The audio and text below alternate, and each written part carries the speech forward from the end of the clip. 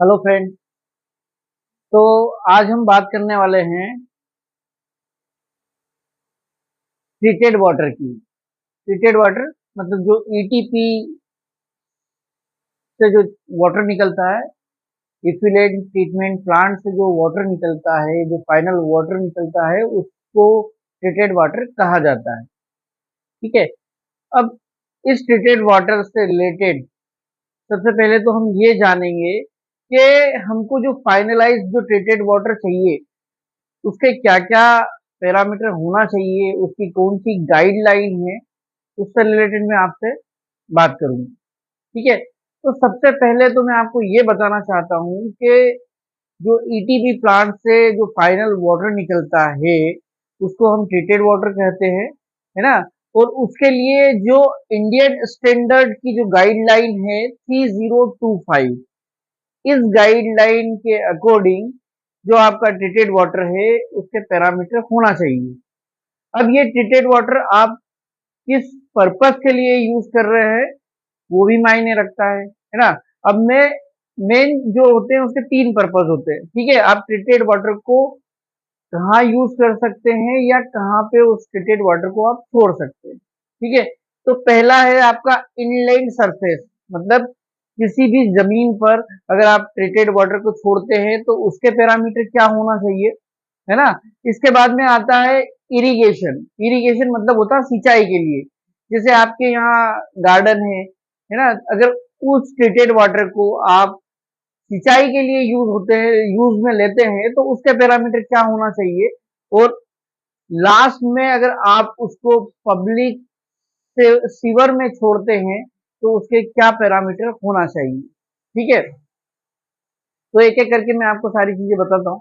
तो सबसे पहले मैं आपको बताता हूँ कि किसी भी ट्रीटेड वाटर का जो बायोलॉजिकल ऑक्सीजन डिमांड है जिसको बोला जाता है बीओडी, है ना। ये जो पैरामीटर मैं बता रहा हूँ ये बहुत ही इंपॉर्टेंट पैरामीटर है। इसी के बेस पे पॉल्यूशन बोर्ड आपको सर्टिफिकेट देता है कि आप जो ईटीपी प्लांट का संचालन कर रहे हो वो बराबर काम कर रहा है। ठीक है। तो सबसे पहले हम बात करते हैं बीओडी की, मतलब बायोलॉजिकल ऑक्सीजन डिमांड। ठीक है। तो अगर आप इनलैंड सरफेस जमीन पे छोड़ते हैं अगर आपका ट्रीटेड वाटर, तो उसमें उसका जो बीओडी होना चाहिए नॉट मोर देन 30 ppm, मतलब 30 पार्ट पर मिलियन, है ना।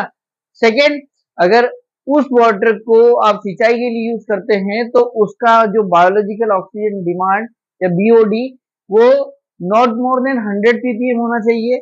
उसी टाइप से अगर मान लो उस ट्रीटेड वाटर को आप पब्लिक सेवर में छोड़ते हैं, ठीक है, तो उसका जो बीओडी होना चाहिए not more than 350 ppm part पर मिलियन। ठीक है। नेक्स्ट आते हैं हम सीओडी। सीओडी का मीनिंग होता है केमिकल ऑक्सीजन डिमांड। ठीक है। तो जो केमिकल ऑक्सीजन डिमांड है वो तीनों के लिए सेम रहता है, नॉट मोर देन 250 ppm। ठीक है। इसके बाद में हम बात करते हैं टीडीएस की। तो टीडीएस का फुल फॉर्म होता है टोटल डिजोल्व सॉलिड। ठीक है। तो उसकी लिमिट होती है नॉट मोर देन 2100। ठीक है। ये तीनों के लिए सेम है। चौथा आता है आपका टीएसएस, टोटल सस्पेंडेड सॉलिड, है ना। तो उसकी लिमिट होती है आपकी इनलैंड सरफेस के लिए नॉट मोर देन 100 ppm, है ना। इसके बाद में अगर इरिगेशन के लिए यूज कर रहे हैं आप तो नॉट मोर देन 200 ppm। और अगर मान लो उसी वाटर को आप पब्लिक सेवर में छोड़ते हो तो उसकी लिमिट होती है नॉट मोर देन 600 ppm, है ना। नेक्स्ट अब पीएच की बात करते हैं। तो पीएच की जो लिमिट होना चाहिए, हमारे जो पीएच की लिमिट होना चाहिए वो 5.5 टू 9.0 के बीच में उसका पीएच होना चाहिए ट्रीटेड वाटर का। ये तीनों के लिए रहेगा सेम, है ना। इसके बाद में बात करते हैं ऑयल और ग्रीस के लिए। तो इनलैंड और इरिगेशन के लिए 10 ppm और पब्लिक सीवर के लिए 20 ppm। ठीक है, तो दोस्तों अब इसके बाद में एक चीज और बताना चाहता हूँ, ये जो मैंने आपको पैरामीटर बनाया है, अब इसको हम कैसे मैनेज करेंगे। ठीक है, इसको हम किस टाइप से मैनेज कर सकते हैं, बीओडी मतलब बायोलॉजिकल ऑक्सीजन डिमांड को कैसे मैनेज करेंगे, सीओडी को कैसे मैनेज करेंगे, टीडीएस, टीएसएस और पीएच, इन सब को हम कैसे मैनेज करेंगे, ये मैं अभी आपको बताता हूँ। ठीक है, हाँ तो फ्रेंड, जैसे कि मैंने अभी सारे पैरामीटर बता दिए आपको। अब ये सारे पैरामीटर बीओडी सीओडी ये सारी चीजें मेंटेन कैसे होगी, तो सबसे पहले तो जो हमारा फैक्ट्री से निकलने वाला जो वाटर है, सबसे पहले वो वाटर हम कलेक्ट करते हैं हमारे कलेक्शन टैंक में। ठीक है, अब ये कलेक्शन टैंक में कलेक्ट करने के बाद में इसमें एक जाली लगी हुई रहती है, जो कि जो भी आपको अगर वाटर अगर ट्रांसफर करना है तो उस जाली के थ्रू होके वो नेक्स्ट टैंक में जाएगा। ठीक है, या फिर आप कलेक्शन टैंक से डायरेक्टली उसको आप फ्लश मिक्सर में ट्रांसफर कर सकते हैं। सबसे पहले हमने अगर फ्लश मिक्सर में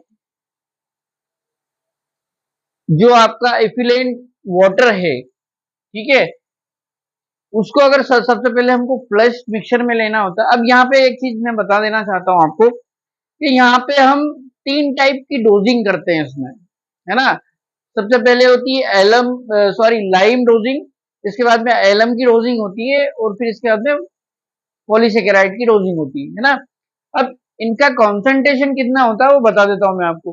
तो जो लाइम और एलम का जो कॉन्सेंट्रेशन रहता है 10% का, वो आपकी फैक्ट्री से निकलने वाले पानी के पीएच के ऊपर डिपेंड करता है। ठीक है, अब इसके बाद में फिर हम बात करते हैं जो पॉलीसेकेराइड रहता है वो 1% का यूज किया जाता है। तो सबसे पहले वाटर को फ्लश मिक्सर में लिया जाता है, वहां पे लाइम डोजिंग की जाती है, इसके बाद में वहां से फिर फ्लश मिक्सर 2 में आ जाता है। फ्लश मिक्सर 2 में यहाँ पे एलम की डोजिंग होती है, और इसी के अंदर आपकी पॉलीसेकेराइड की डोजिंग भी यही होती है। ठीक है, अब ये यहाँ से जो वाटर आपका आ जाता है प्राइमरी सेटलिंग टैंक में। अब प्राइमरी सेटलिंग टैंक में क्या होता है कि प्राइमरी सेटलिंग टैंक में जो स्लज है वो नीचे बैठ जाता है, और जो वाटर होता है ना, तो ये वाटर फिर आपका जाता है एरिएशन टैंक में। अब एरिएशन टैंक में क्या होता है कि यहाँ पे एयर ब्लोअर लगा दिया जाता है एयर के बबल प्रोड्यूस करने के लिए, है ना, और यहीं पे आपकी डीएपी या यूरिया की डोजिंग भी होती है। अच्छा, ये डीएपी यूरिया या लाइम एलम पॉलीसेकेराइड जितने भी मैंने आपको बताया, इनकी डोजिंग क्यों करना पड़ती है वो भी मैं आपको बताऊंगा, लेकिन सबसे पहले मैं आपको वे बता देना चाहता हूँ कि वाटर कहाँ से कहाँ जा रहा है। अब एरिएशन टैंक से फिर आपका वाटर आ जाता है सेकेंडरी सेटलिंग टैंक में, सेकेंडरी सेटलिंग टैंक से फिर आपका आ जाता है फाइनल जो आपका ट्रीटेड वाटर का कलेक्शन टैंक है, उसमें आ जाता है। यहाँ पे सोडियम हाइपोक्लोराइड की डोजिंग होती है।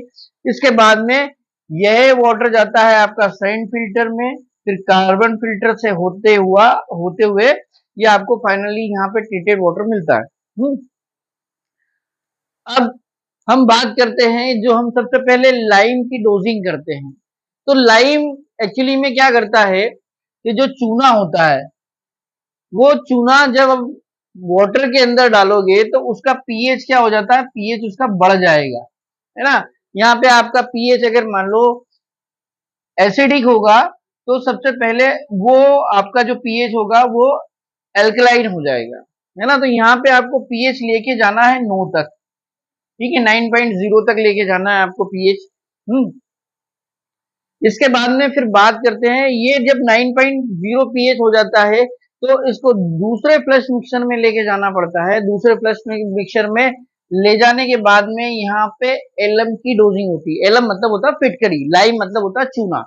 ठीक है, तो यहाँ पे एलम की डोजिंग होती है। अब एलम क्या करता है, एलम ऐसा काम करता है, ठीक है, कि जैसे अगर आप दूध के अंदर जैसे नींबू का रस डाल देते हो और दूध कैसे फट जाता है, उसी टाइप से जो आपका इफ्लुएंट वाटर है, ठीक है, वो आपका वाटर क्या होगा, वो यहाँ पे आपका वाटर यहाँ से फट जाएगा।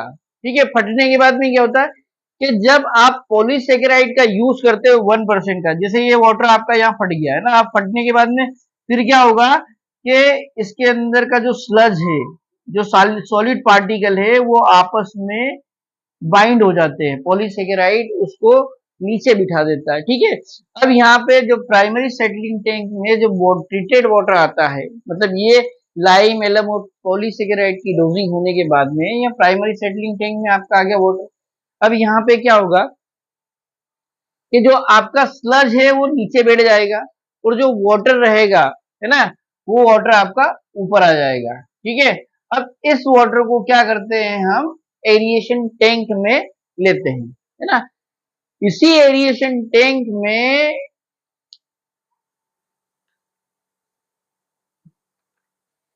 अब इसी एरिएशन टैंक के अंदर जो हमारे एरोबिक बैक्टीरिया होते हैं, वो एरोबिक बैक्टीरिया क्या करते हैं, यहीं पे उनको बीओडी की जरूरत होती है, यहीं पे सीओडी की जरूरत होती है। अब इस वाटर में क्या रहता है आपका, ऑर्गेनिक मैटर और इनऑर्गेनिक मैटर। ठीक है, तो ऑर्गेनिक और इनऑर्गेनिक मैटर को, अब क्या होता है, आपका जो ऑर्गेनिक कंपाउंड रहता है उसको डीकम्पोज करने के लिए, उसको डीकम्पोज करने के लिए हमको बीओडी मतलब बायोलॉजिकल ऑक्सीजन डिमांड की आवश्यकता होती है। तभी यहाँ पे क्या होता है कि जो आपके एरोबिक बैक्टीरिया ग्रो होंगे, वो जो आपका ऑर्गेनिक कंपाउंड है उसको क्या करेंगे, उसको डीकम्पोज करेंगे। ठीक है, और अगर मान लो इसी के अंदर अगर मान लो सीओडी की बात करें हम, केमिकल ऑक्सीजन डिमांड, तो इसमें क्या है, इनऑर्गेनिक और ऑर्गेनिक का ऑक्सीडेशन होता है। ठीक है, ऑक्सीडेशन की प्रोसेस के थ्रू क्या होता है कि यहाँ पे एरिएशन टैंक में बैक्टीरिया ग्रो होते हैं, जो कि, और यहीं पे हम डीएपी और यूरिया इसीलिए यूज करते हैं क्योंकि बैक्टीरियल ग्रोथ के लिए डीएपी, यूरिया, और जो एरिएशन टैंक में हम ब्लोअर के थ्रू एयर जनरेट करते हैं, है ना, ये